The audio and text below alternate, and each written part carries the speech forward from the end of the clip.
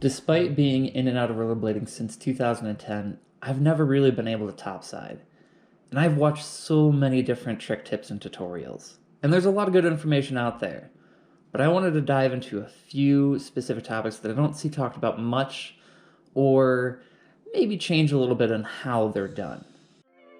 For starters, loosen your boots. Now this is something a lot of people do talk about, but I think we need to be loosening our boots way ahead of time, months before we even start trying to learn topsides. What is this going to do for you? It's going to get you used to having loose boots. It's really hard to incorporate topsides into your regular skating if you can only topside when you loosen your boots and you're not used to doing other stuff with a slightly looser boot. Also, this is going to strengthen your ankle support muscles, and that'll be important for a topic I bring up later. And slightly looser boots can help with a couple other tricks that maybe you would like to add to your trick list. Next is learning switch. Now it's something I talk about quite a bit, and I'm a big fan of it, but there's a lot of good reasons for it. For topsides, the big advantage of learning switch is because you would approach an obstacle as if you were going to hit it switch in order to do your topsides. So being able to approach comfortably whatever obstacle you're approaching in the switch direction is going to make going for a weird foot placement like a topside feel a lot more comfortable.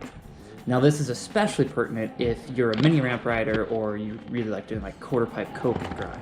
The other aspect of learning switch is that you already have a broader skating capacity. I remember when I was first skating, I never learned switch, and I kept trying to learn topsides rather than learning switch, and I just kept getting frustrated because topsides are more difficult than learning switch, and I felt like I had a very small trick capability, and having the switch has made it a lot easier for me to put topsides to the side and eventually get to them.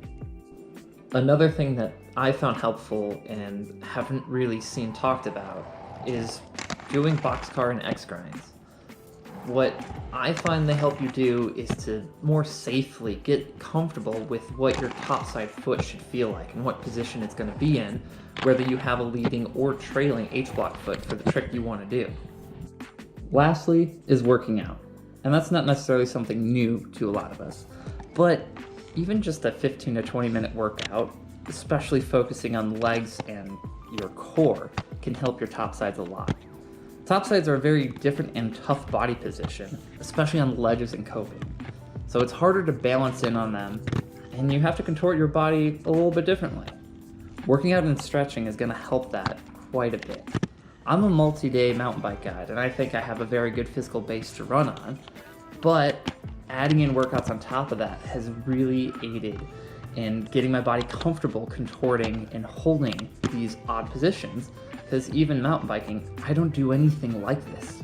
As an added bonus, it's going to help all your skating, no matter what type of skating you like to do. These are just my opinions as somebody who can barely topside, but they're things that have helped me greatly. Loosening my boots well ahead of time, learning switch, adding in workouts. Maybe this would help you or someone you know who's struggling to learn topsides.